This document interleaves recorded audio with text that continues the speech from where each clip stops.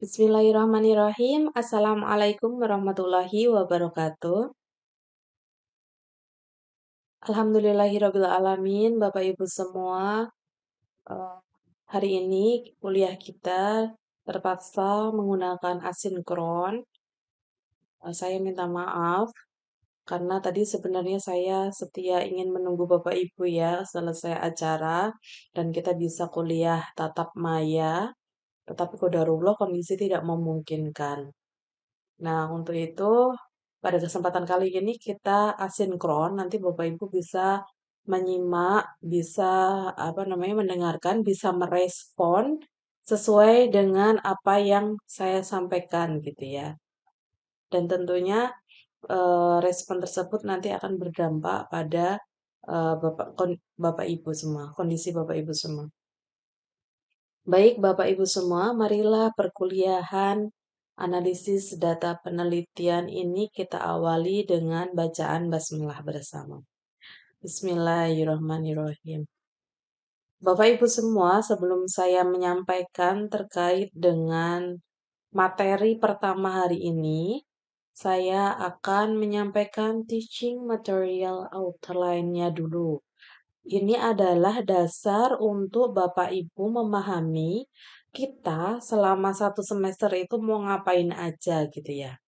Sehingga ketika belum tatap muka sesuai dengan jadwal, Bapak Ibu sudah bisa belajar secara independen dan bisa memahami apa yang akan dipelajari selama di perkuliahan tatap maya maupun ketika nanti blended Bapak Ibu hadir di kampus gitu ya. Nah, ini adalah dosennya Bapak Ibu. Perkenalkan saya adalah Fitri Nur Mahmudah. You can call me Fitri. Dan ini nomor WA saya. Insya Allah nomor WA saya sudah ada di dalam grup yang sama dengan Bapak Ibu semua. Sebenarnya kalau di jadwal itu tertulis saya dengan Prof. Parman ya, Bapak Prof. Parman. Itu nanti akan menyesuaikan eh, agenda gitu ya ketika nanti Prof. Parman akan masuk berarti akan saya sampaikan kepada Bapak Ibu semua. Nah, sementara selama semester insya Allah Bapak Ibu akan saya ajar gitu ya. Akan saya akan belajar bersama-sama dengan saya. Nah, ini adalah lecture timeline-nya ya Bapak Ibu. Pada pertemuan pertama hari ini kita akan belajar terkait dengan komputasi metode statistika dalam penelitian pendidikan. Apa saja yang akan kita pelajari itu terkait dengan bagaimana cara Bapak Ibu nanti sudah harus mampu mengaplikasikan terkait dengan komputasi data gitu ya. Ya entah itu data apapun, data berkaitan dengan ujian atau data terkait dengan hasil penelitian yang nanti akan ditabulasi dan akan dikomputasi gitu ya ke dalam sebuah proses untuk mendapatkan informasi. Itu pertemuan pertama hari ini. Pada pertemuan kedua, insya Allah nanti kita akan belajar terkait dengan pengorganisasian data, konsep, probabilitas, dan penentuan sampel penelitian. Nah, ini nanti sebenarnya kalau penentuan sampel itu ada di metodologi penelitian ya, Metopen. Ini nanti kita akan sedikit saja belajar sedikit bagaimana Bapak Ibu bisa memahami terkait dengan sampel penelitian yang seharusnya sudah didapatkan pada Metopen. Nah, kita praktik aja ya, salah satu di antara rumus yang ada nanti kita praktikkan. Next, pertemuan ketiga itu nanti akan ada uji validitas, yaitu isi dan konstruk. Harusnya ada 3 ya uji validitas. Nah, nanti yang kita gunakan dan yang sering digunakan di dalam proses penelitian itu adalah isi dan konstruk. Nah, nanti kita akan belajar bersama bagaimana cara menganalisis data, validitas isi, dan validitas konstruk.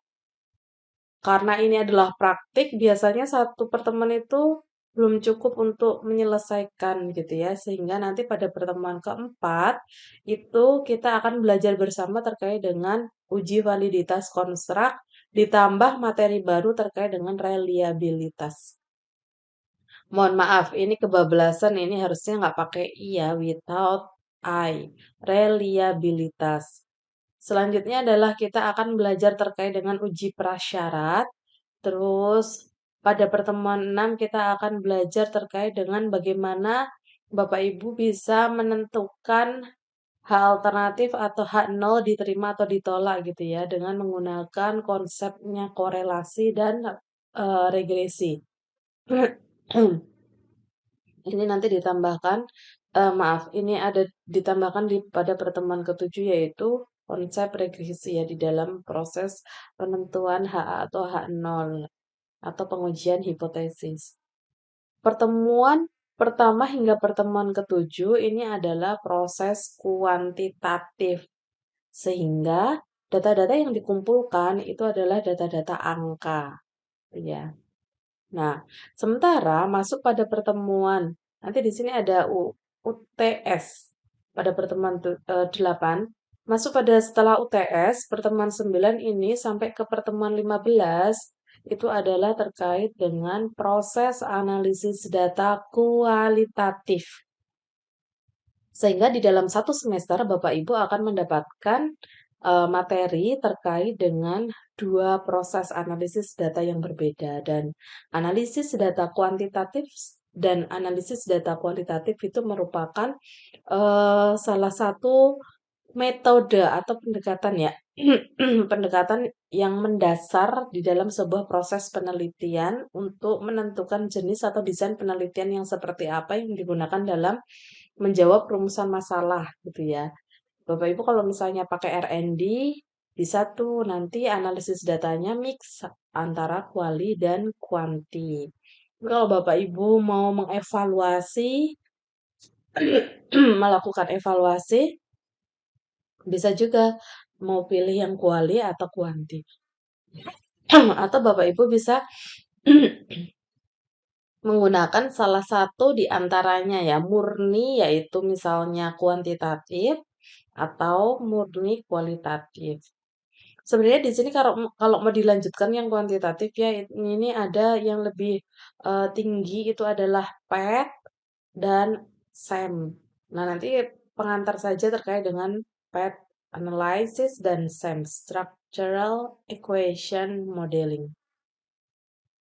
Gitu ya, berarti nanti pada pertemuan 9 kita akan belajar bagaimana cara mengonsep atau membuat konseptualisasi penelitian kualitatif.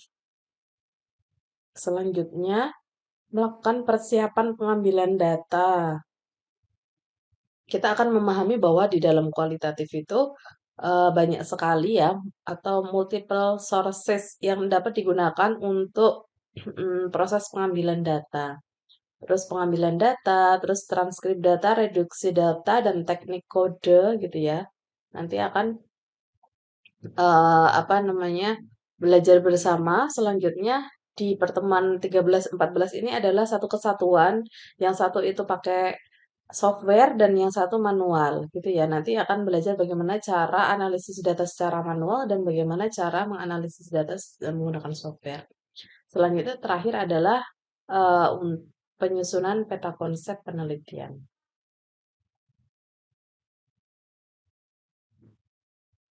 Oke, ini adalah lectural timeline kita Bapak Ibu, sehingga ini adalah menjadi panduan bagi Bapak Ibu untuk kita belajar bersama-sama selama satu semester. Oke, eh learning contract yaitu pada perkuliahan akan dilakukan dengan menggunakan Gmeet dan presensi dilakukan secara mandiri melalui portal.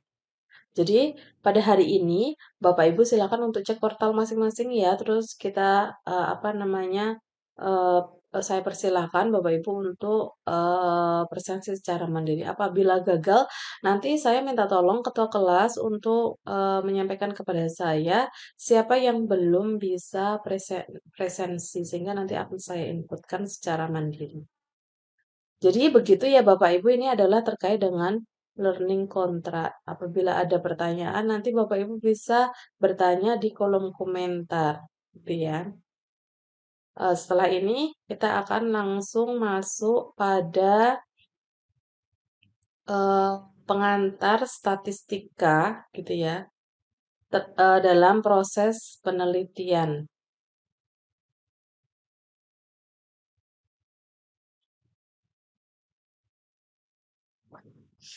Metode statistika dalam penelitian pendidikan. Bapak Ibu pasti sudah tahu ya berkaitan dengan metode statistika. Apa apa itu metode statistika? Coba ini sekalian presensi ya. Nanti responnya Bapak Ibu menjadi konversi kehadiran dan silakan Bapak Ibu untuk merespon pertanyaan saya di kolom komentar. Cukup dengan merespon pertanyaan saya gitu ya. Tuliskan nggak perlu dituliskan NIM dan nama. Oke, ini acak. Jadi nanti Bapak Ibu apa namanya wajib menjawab. Kalau nggak menjawab ya nggak merespon ya berarti Bapak Ibu tidak apa ya dinyatakan nggak hadir ya. Karena namanya asinkron ya saya tahu keaktifan Bapak Ibu ya ketika saya bertanya secara apa namanya dalam proses penyampaian materi.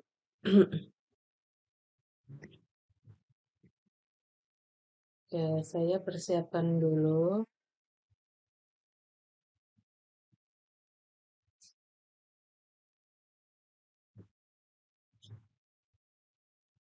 Nama-nama Bapak Ibu ya.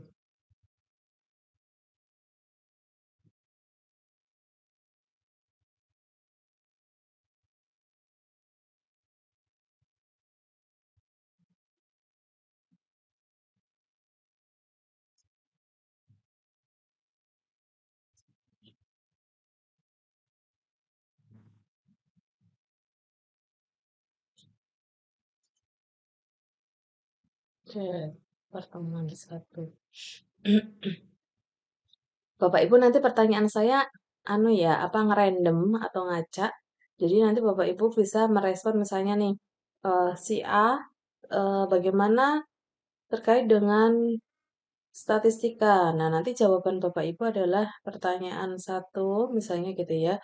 Terkait menurut saya terkait statistika adalah nah. Nanti akan saya cek di kolom komentar. Oke. Ini adalah berkaitan dengan ilmu statistika ya Bapak Ibu bahwa ilmu statistika itu eh, kalau kita apa namanya pahami di dalam proses bahasa Inggris gitu ya, itu sering sekali disebut dengan statistics gitu. Statistics. Nah, apa sih sebenarnya statistik atau ilmu statistika? Silahkan. Eh, pada pertanyaan pertama, apa sih sebenarnya statistika?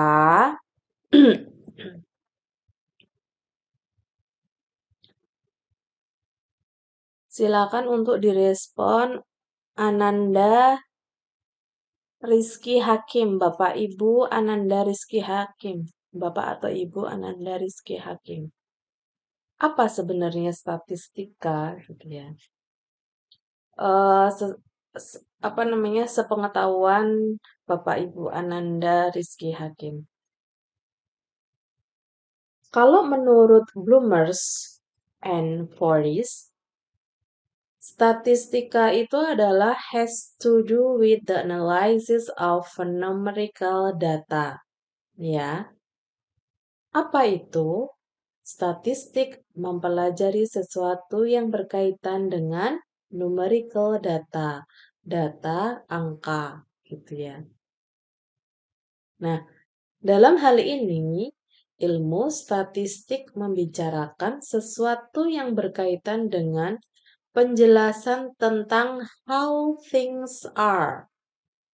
Di samping itu, sementara orang ada yang memandangnya sebagai sekumpulan teori dan metode yang diterapkan untuk memahami sekumpulan data dalam bentuk angka.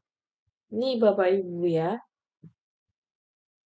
Nah, ada pendapat lain menurut Hinkel, Wiersma, and George bahwa statistics itu adalah a collection of theories and methods applied for the purpose of understanding data. Tadi itu yang saya sampaikan ya bahwa eh, ahli lain atau orang lain itu memandang bahwa statistika itu sebagai sekumpulan teori dan metode, the theories and methods yang diterapkan untuk memahami sekumpulan data.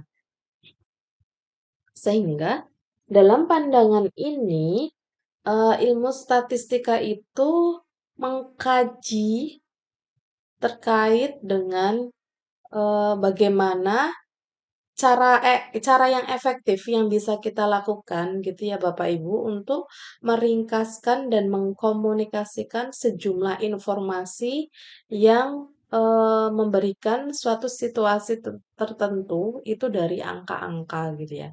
Sehingga ada angka diolah menggunakan metode dan teori, pada akhirnya nanti akan menemukan sebuah informasi dari data tersebut. Nah, itu adalah proses statistik ya. Sehingga apa namanya? Di dalam proses pemahaman kita gitu ya, yang lebih mendalam bahwa di balik fenomena atau gejala yang terungkap dalam proses penelitian gitu ya, penelitian pendidikan yang salah satunya adalah misalnya terkait dengan manajemen pendidikan vokasi atau pendidikan guru vokasi kayak gitu ya. Itu merupakan eh, apa namanya hal-hal yang tersirat di dalam data yang ketika kita memahami itu adalah ini Bapak Ibu concerns how concern about effective ways of summarizing and communicating messages of information which describe some situation. Jadi, setelah menjadi sebuah informasi gitu ya, kita akan memahami bahwa metode yang digunakan, teknik yang digunakan itu adalah berkaitan dengan statistik deskriptif gitu. Nah, kalau sudah seperti ini, sudah memahami dari ilmu statistik gitu ya. Apa sih tujuannya, Bapak Ibu, ketika kita bisa memahami metode itu? Silakan pertanyaan nomor 2, apa tujuan memahami statistika? Dijawab oleh, direspon oleh Bapak Triyono. Silakan nanti untuk direspon ya di kolom chat sesuai dengan pertanyaan saya. Nah, di dalam perkembangannya, seiring berkembangnya ipteks dan pemahaman, ilmu statistika itu apa namanya dijadikan sebuah concerns how does one go beyond a given set of data gitu ya. Sehingga uh, the objectives adalah ketika Bapak Ibu sebagai peneliti itu dapat membuat berbagai statement about the large body of potential observation of which the data collected represent but a simple, yaitu pernyataan-pernyataan tentang populasi berdasarkan data sampel yang ada di dalam sebuah proses penelitian gitu ya. Kajian akhirnya apa? Kajian yang terakhir ini berdasarkan data sampel apa namanya yang digunakan sehingga Bapak Ibu akan memastikan bahwa proses penelitian itu akan menjawab dan menggunakan dengan metode statistik inferensial. Dengan demikian ya, Bapak Ibu sebagai peneliti, kita semua sebagai peneliti baik itu di bidang pendidikan, terus di bidang psikologi gitu ya, itu dapat menjelaskan apa sih sebenarnya yang tersembunyi di balik data. Apa sih yang tersembunyi di balik data dalam keadaan keseluruhan kemungkinan ya dengan menggunakan observasi atau populasi sebagai hal yang digunakan gitu ya untuk proses pengambilan data sesuai dengan tema-tema atau sesuai dengan permasalahan. Ya, misalnya terkait dengan kompetensi guru SMK, pengembangan kompetensi guru SMK, misalnya gitu ya. Upskilling, reskilling, misalnya seperti itu menjadi hal yang mendasar untuk kita pahami dengan menggunakan proses analisis statistik. Nah, setelah kita memahami apa itu statistik secara sederhana di dalam proses penelitian gitu ya. Terus, terkait dengan, metode atau teori yang digunakan, terkait dengan apa tujuannya. Nah, ini adalah pemahaman secara komprehensif terkait dengan metode statistika dalam pendidikan. Apa itu? Yaitu penerapan ilmu statistik dalam bidang penelitian, terutama ditujukan sebagai teknik atau cara-cara yang dipakai untuk mempermudah penginterpretasian data kuantitatif atau data angka-angka. Prosesnya gitu ya, sehingga metode statistik itu adalah alatnya. Alatnya yang digunakan untuk apa? Mengubah informasi dari angka-angka menjadi pemaknaan yang bisa dipahami oleh para pembaca, misalnya gitu ya. Sehingga ada interpretasi dari hasil analisis, terus ada interpretasi dari apa namanya? Rekomendasi dari hasil analisis itu sendiri. Nah, Bapak Ibu ini adalah istilah-istilah di dalam statistika. Ini apa namanya? Singkat saja ya, karena kalau kita eh, mendalam, misalnya statistika murni, ini adalah bagian-bagian yang itu akan menjadi mata kuliah tersendiri. Nah, sementara eh, apa eh, karena kita ini adalah memahami secara secara cepat gitu ya, secara pengantar sehingga ini merupakan eh, pemahaman yang menjadi pelengkap gitu. Dan sebenarnya ini masih statistika yang murni, tetapi tidak sedetail, sespesifik. Nah, ini adalah istilah-istilah dalam statistika. Ada parameter, terus ada statistik. Parameter itu apa sih? Nih coba kita lihat ya. Parameter itu besaran yang berkaitan dengan populasi.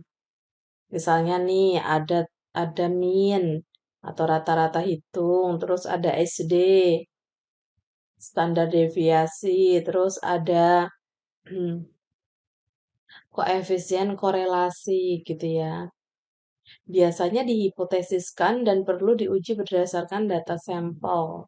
Nah, kalau yang ini itu sudah sangat murni sekali ya gimana ini nanti. Nah, karena kita bukan statistika murni, maka ini adalah sebagai pengenalan. Terus ada juga statistik adalah besaran pada tingkat sampel digunakan apabila kita membicarakan karakter. Ya, mean, ya masih menggunakan mean, standar deviasi, dan koefisien korelasi gitu ya. Terus ada juga istilah ini, galat.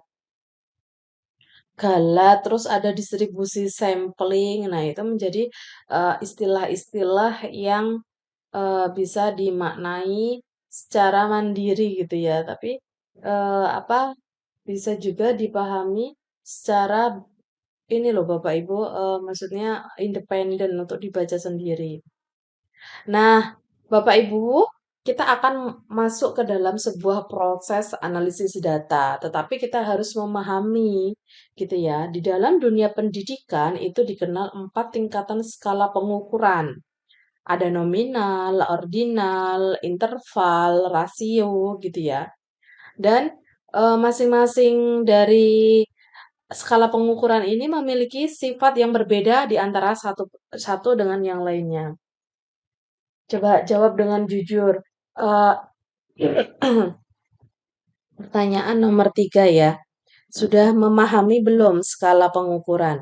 Pak Aji Apri Setiawan, Ibu Indah Astriani Koni, maaf, Ibu Indah Astriani, terus Pak Budi Martanto. Nah, sudah memahami belum terkait dengan skala pengukuran? Coba Pak Aji Apri Setiawan. Ini secara mandiri ya, bukan mencari tahu di web atau mengetik di web ya. Karena kalau misalnya Bapak misalnya nggak tahu, tapi nanti Bapak ngeresponnya tahu, nah nanti ketika tatap maya saya akan konfirmasi konfirmasi gitu ya. Seperti apa sih skala pengukuran tersebut jika diterapkan di dalam proses penelitian. Jadi kalau misalnya nggak tahu ya belum tahu apa jawabannya belum tahu. Pak Aji Apri Setiawan, apakah sudah mengetahui skala nominal? Oke, pertanyaan nomor 4. Ibu Indah Astriani, apakah sudah mengetahui skala ordinal? Pertanyaan nomor 5. Bapak Budi Martanto, apakah sudah mengetahui skala interval? Pertanyaan nomor 6 adalah Pak Sunardi. Apakah sudah mengetahui skala rasio? Nah, coba nanti itu sebagai brainstorming ya Bapak Ibu untuk bisa menjawab. Nah, sementara kita akan belajar bersama terkait dengan skala-skala ini. Skala nominal. Nah, pengukuran dengan skala nominal ini sebenarnya tidak terjadi apa ya pengukuran ya karena dia itu akan gimana ya? Karena dia itu hanya menjadi simple counting gitu ya, sehingga angka-angka yang digunakan tidak memiliki nilai lebih antara satu terhadap lainnya. Misalnya gini, ketika Bapak Ibu akan mengisi formulir KK gitu ya, kartu keluarga. Pasti di sana kan banyak banget tuh pertanyaannya. Terus ada pertanyaan jenis kelamin gitu ya. Nanti ada pertanyaan jenis kelamin. Kalau misalnya yang isinya masih manual, pasti akan bisa diisi misalnya pria, misalnya wanita, misalnya gitu ya. Tapi kalau misalnya sudah agak modern manualnya dengan masih ditulis itu ada angka 1 pria, 2 wanita kayak gitu ya atau wanita 1, pria 2. Nah, sehingga angka 2 tidak maaf, sehingga angka 1 dan angka 2 itu merupakan skala pengukuran nominal, nominal ya. Dan angka 2 tidak berarti lebih dari angka 1 atau sebaliknya. Misal yang kedua nih contoh, status perkawinan gitu ya. Di form tersebut ada tulisannya 1 kawin. Maaf, yang pertama itu biasanya 1 belum pernah kawin gitu ya, belum kawin. Terus 2 kawin, 3 cerai, 4 misalnya ditinggal mati pasangan. Nah, itu di form tersebut ya.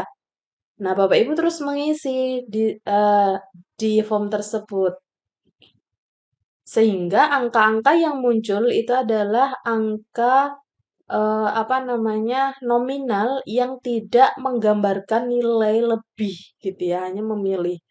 Angka hanya memilih, apa sih maksudnya? Bukan memilih, tapi menunjukkan posisi, ukuran, besaran pun hanya menggambarkan pencacahan gitu ya. Sehingga, apa namanya, jenis skala ini paling primitif kalau kata ahli statistika dan segala operasi matematika tidak berlaku karena tidak menyumbang sesuatu pemahaman yang berarti. Kayak urutan, tapi enggak, bukan urutan juga ya, karena pencacah itu. Oke.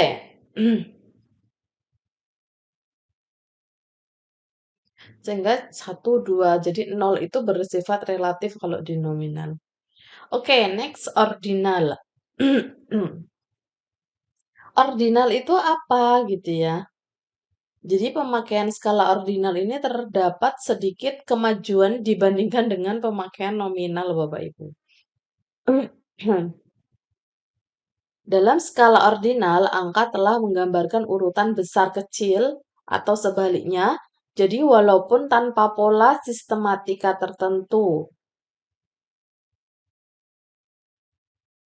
Jadi ada perbedaan gitu ya, sehingga beda angka 1 dan 2 tidak harus sama dengan beda angka 2 dan angka 3 kayak gitu ya. Dan begitu selanjutnya. Nah, operasi matematika di dalam proses apa namanya skala pengukuran ordinal eh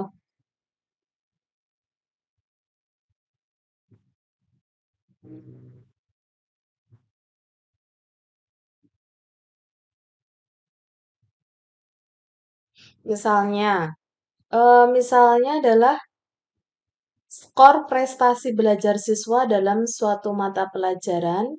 Perbedaan antara skor tidak mesti memuat kandungan beda prestasi gitu ya. Si siswa A sama siswa B, apa namanya, skornya, skornya, prestasi belajarnya siswa A dan siswa B mungkin berbeda, tetapi eh, perbedaan antar skor tidak mesti memuat kandungan dalam apa tanda kutip beda prestasi gitu ya. Beda prestasi yang sama atau konsisten. Nah, ini menggunakan skala ordinal.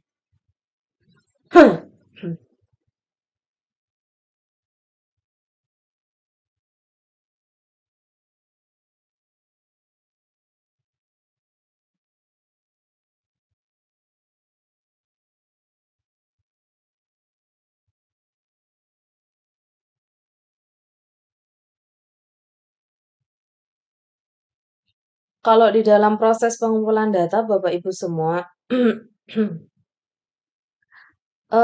skala ordinal eh, itu memiliki tipe faktor gitu ya. Jadi skala skala ordinal itu disebut lebih tinggi daripada skala nominal. Skala ordinal ini lebih sering disebut sebagai skala peringkat gitu ya. Sesuai dengan apa yang menjadi fokus utama atau sifatnya dari skala ordinal bahwa misalnya, kalau beda prestasi tadi itu terlalu belum menonjol ya, pemahamannya masih belum bisa dipahami. Saya contohkan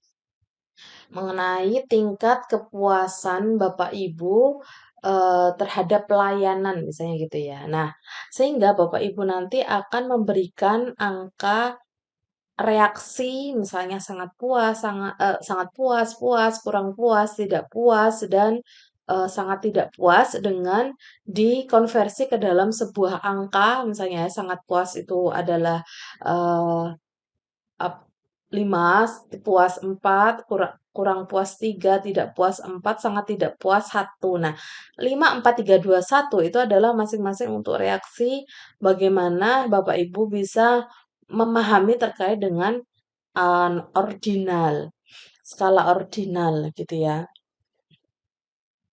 Next adalah skala interval. Skala interval eh, itu membahas terkait dengan pengukuran data numerik. Jadi, skala ini memiliki sifat dan karakteristik seperti halnya skala nominal dan ordinal. Hanya saja, Bapak Ibu harus memahami bahwa yang menjadi pembeda dari skala ini itu adalah maaf. Ini adalah adanya jarak atau interval yang tetap antara variabel-variabelnya gitu ya. Meskipun skala ini sudah memiliki nilai intrinsik dan jarak, tetapi jarak tersebut belum mempunyai kelipatan. Jadi, pernyataan bisa diartikan bahwa skala interval itu tidak punya nilai nol mutlak. Nah, nanti ketika Bapak Ibu memahami di dalam proses penelitian, skala ini dapat diterapkan dalam proses clustering dengan menggunakan algoritma K-means, di mana algoritma ini akan menghitung jarak atau interval. Nah, bahkan kita aja ya Bapak Ibu, ketika kita memahami terkait dengan skala pengukuran, itu bisa menjadi mata kuliah tersendiri, sehingga skala-skala tersebut itu memiliki banyak sekali apa namanya materi gitu ya, yang itu nanti secara apa namanya, secara berkelanjutan itu akan menjadi bagian terpenting di dalam proses penelitian. Oke, tadi masuk ke mana ya? Skala interval ya. Saya itu sebenarnya bisa coret-coret tapi saya nggak cari pulpennya.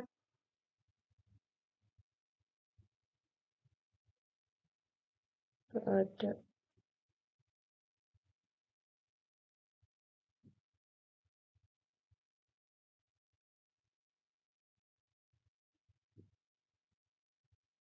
Nah, skala interval itu mengurutkan objek berdasarkan suatu atribut yang memberikan informasi dengan interval antara objek yang satu dengan yang lain. Itu yang paling simpel banget Bapak Ibu. Jadi kalau misalnya ada pertanyaan di dalam satu semester, berapa kali Bapak Ibu menggunakan maaf, di dalam satu semester berapa kali materi terkait dengan penelitian kuantitatif, berapa kali materi terkait dengan penelitian kualitatif. Nah, Bapak Ibu akan menjawab, pertemuan 1 hingga pertemuan ke-6 itu adalah materi kuantitatif. Nah, itu adalah merupakan jarak, skala interval. Pertemuan ke-9 sampai pertemuan ke-15 itu merupakan itu apa namanya jarak itu ya, skala interval.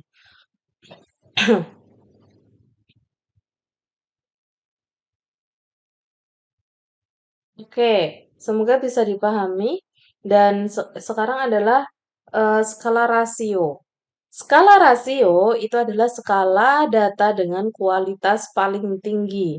Bapak Ibu, karena dia itu menjadi apa namanya eh, bagian yang mengakomodir dari semua skala ini.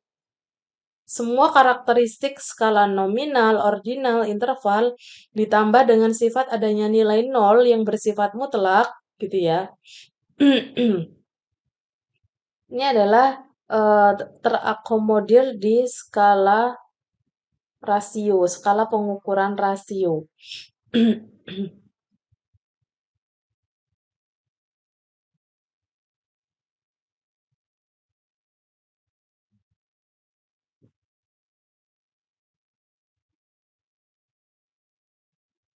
Contohnya nih, contoh real ya. Misalnya nih, hmm, pengukuran rasio karena eh, rasio itu tidak memiliki nilai negatif,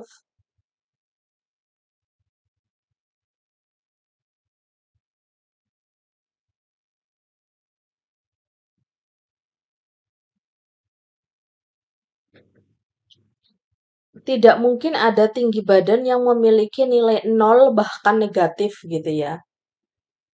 Jika nilainya nol, maka data itu dianggap tidak ada.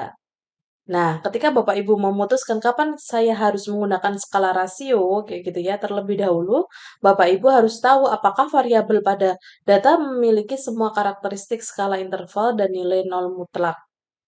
Sehingga di dalam penelitian, skala rasio dapat memberikan informasi paling rinci dibandingkan jenis lainnya. Karena kita sebagai peneliti itu dapat menghitung tendensi sentral menggunakan teknik statistika seperti median, mode, dan mean gitu ya. Oke, Bapak Ibu ini adalah skala pengukuran. Bapak Ibu, eh, pertanyaan nomor 7. Hafiz Arif Kurniawan, Pak Hafiz Arif Kurniawan. Bagaimana penerapan skala pengukuran? Satu ya, satu. Maaf, 7. Bagaimana penerapan skala pengukuran? Nomor 7 ya. Nah, ini adalah komputasi data. Bapak Ibu, nanti Bapak Ibu silakan untuk melakukan komputasi data ini ditambahi aja ya, ditambahi jadi 20 apa 25. Silakan Bapak Ibu untuk membuat Excel, menyiapkan Excel, menuliskan nomor urut, terus nama mahasiswa, boleh ngacak ya misalnya Beni, eh, siapa namanya Beni Isna Fitri, misalnya kayak gitu boleh diacak. Terus buat 3 kolom nilai UH, UTS, dan UAS.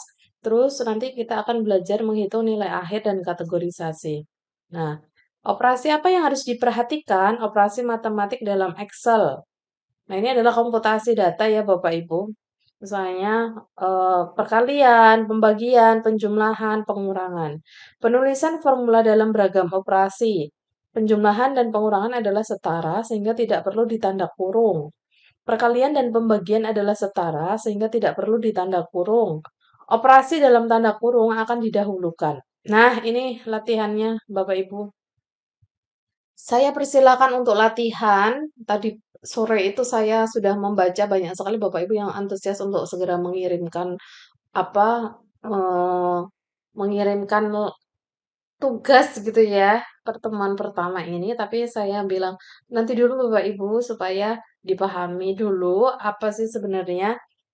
Tapi karena Bapak Ibu itu cerdas-cerdas gitu ya sehingga belum dipersilakan untuk melakukan latihan tapi sudah siap untuk mengirimkan tugasnya. Nah, ini rumus NA-nya gitu ya. Nanti Bapak Ibu juga akan merumuskan ini karena ulangan harian itu berbeda di antara UTS sama UAS gitu ya. Jadi nilai akhirnya itu akan seperti apa. Ini latihannya, nanti bisa di screen capture atau screenshot. Nah, ini kategorisasinya. Kita pakai kategori sangat baik, baik, cukup, kurang, atau nanti kalau misalnya mau ditambahi sangat baik, baik, kurang, tidak baik, sangat tidak baik, berarti nanti ini ditambahi 20 ya, Bapak Ibu ya. Soalnya, oke, nah ini pengumpulan, nanti akan saya berikan pengumpulan ini di link yang ada di deskripsi. Oke, terima kasih.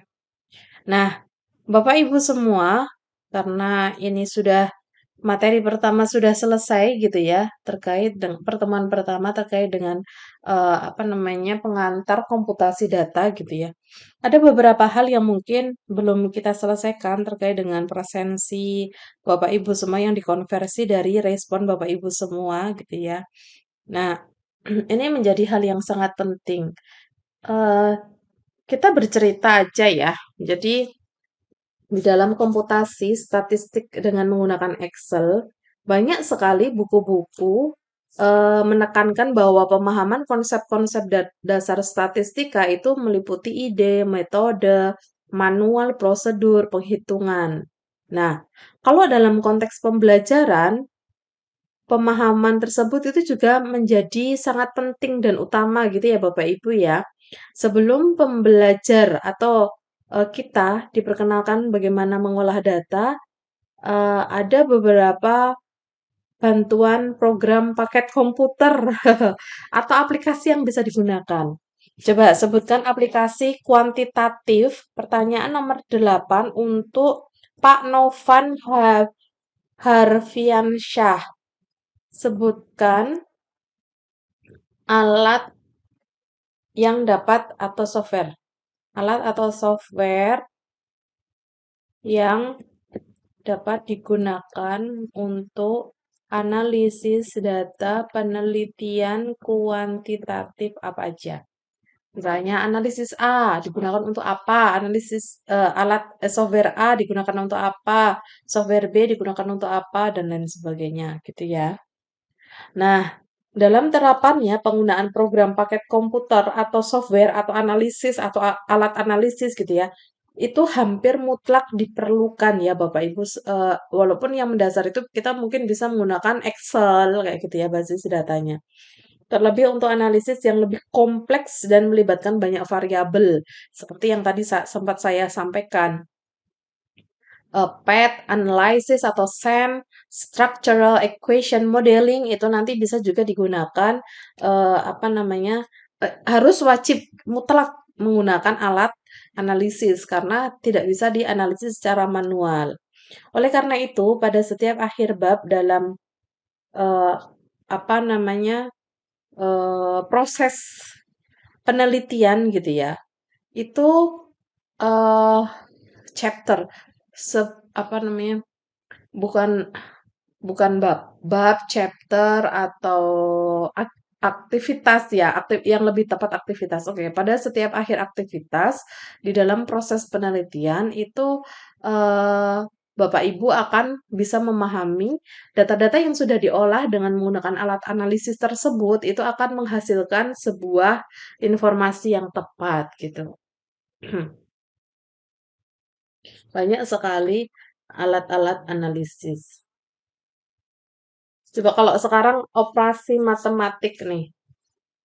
Kalau misalnya di dalam proses Excel, pertanyaan nomor 9. Pak Ilham Fauzi Romadoni, pertanyaan nomor 9. Di dalam operasi matematik yang ada di Excel, kalau 6 ditambah 4 dikali 5 itu tulisannya seperti apa? Lalu hasilnya berapa? Pertanyaan 10. Kalau misalnya ada, ini di Excel ya, jadi simulasinya harus di Excel.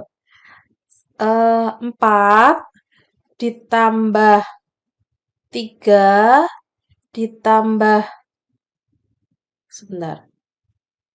Pertanyaan nomor 10 untuk Pak Muhammad Agus Riono.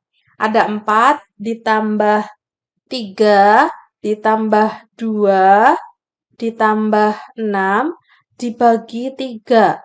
Nah, bagaimana itu format penulisan untuk operasi matematik dalam Excel? Nah, Bapak Ibu nanti bisa direspon di dalam kolom komentar ya.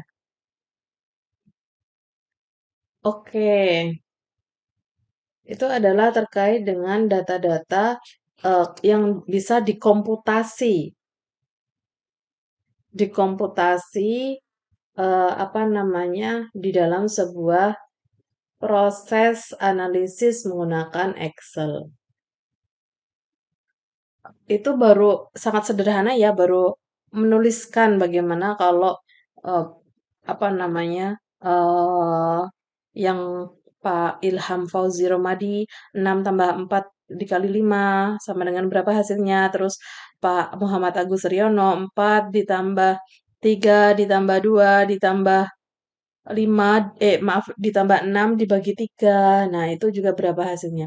Itu baru simpel. Padahal di Excel itu banyak sekali ya fungsi yang bisa kita gunakan. Misalnya sum, average, terus ada fungsi if untuk bisa kita memahami kategorisasi kayak gitu ya Bapak Ibu. Nah, Bapak Ibu, eh pada pertemuan kedua besok, insya Allah kita akan membahas terkait dengan pengorganisasian data. Jadi, Bapak Ibu nanti akan belajar terkait dengan apa sih sebenarnya, apa pentingnya pengorganisasian data itu gitu ya di dalam sebuah proses analisis data.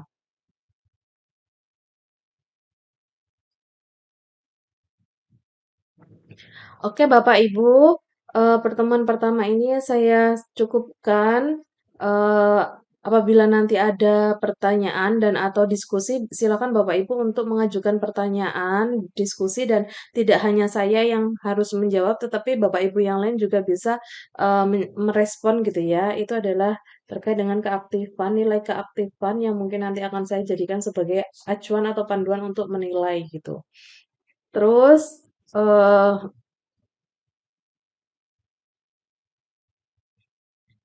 kepada Bapak Ibu yang belum, apa namanya, eee, ada pertanyaan ya.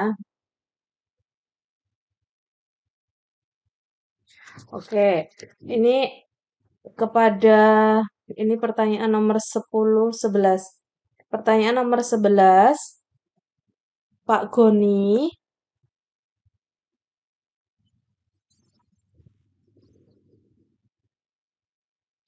Oke, Pak Goni, dasar-dasar dasar-dasar teori matematika yang mendasari berbagai teori statistik yang akan digunakan yang akan digunakan dalam metode statistika. Apakah itu penting, Pak? Dan apa alasannya? Oke ya, itu pertanyaan nomor 11. Selanjutnya adalah pertanyaan nomor 12. Ditujukan, astagfirullah. Ditujukan kepada Bapak, Ibu Ikawati.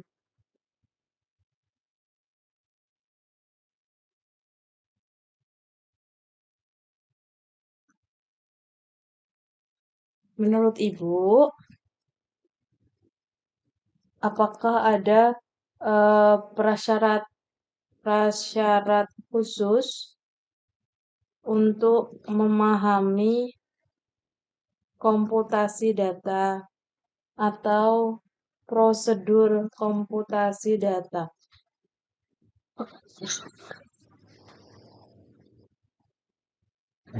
Itu ya. Terus, hmm,